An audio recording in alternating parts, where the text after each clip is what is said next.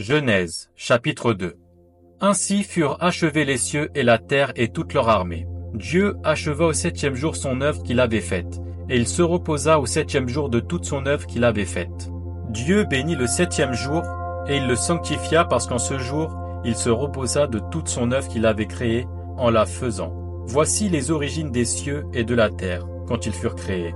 Lorsque l'Éternel Dieu fit la terre et les cieux, aucun arbuste des champs n'était encore sur terre, et aucun herbe des champs ne germait encore, car l'Éternel Dieu n'avait pas fait pleuvoir sur la terre, et il n'y avait point d'homme pour cultiver le sol.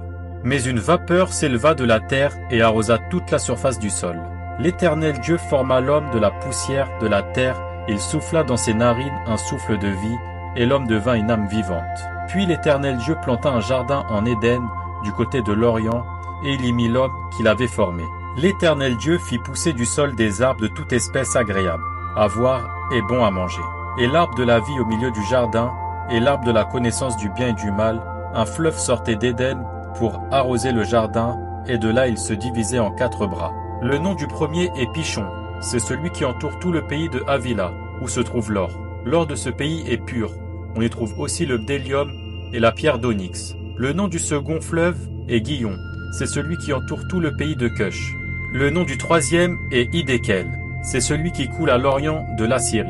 Le quatrième fleuve, c'est l'Euphrate. L'Éternel Dieu prit l'homme et le plaça dans le jardin d'Éden pour le cultiver et pour le garder. L'Éternel Dieu donna cet ordre à l'homme: tu pourras manger de tous les arbres du jardin, mais tu ne mangeras pas de l'arbre de la connaissance du bien et du mal, car le jour où tu en mangeras, tu mourras certainement. L'Éternel Dieu dit: il n'est pas bon que l'homme soit seul. Je lui ferai une aide semblable à lui. L'Éternel Dieu forma de la terre tous les animaux des champs et tous les oiseaux du ciel, et il les fit venir vers l'homme pour voir comment il les appellerait, et afin que tout être vivant porte le nom que lui donnerait l'homme. Et l'homme donna des noms à tout le bétail, aux oiseaux du ciel et à tous les animaux des champs. Mais pour l'homme, il ne trouva point d'aide semblable à lui. Alors l'Éternel Dieu fit tomber un profond sommeil sur l'homme, qui s'endormit.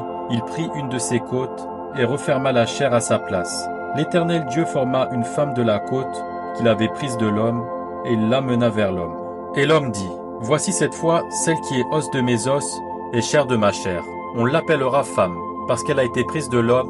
C'est pourquoi l'homme quittera son père et sa mère, et s'attachera à sa femme, et ils deviendront une seule chair. L'homme et sa femme étaient tous deux nus, et ils n'en avaient point honte.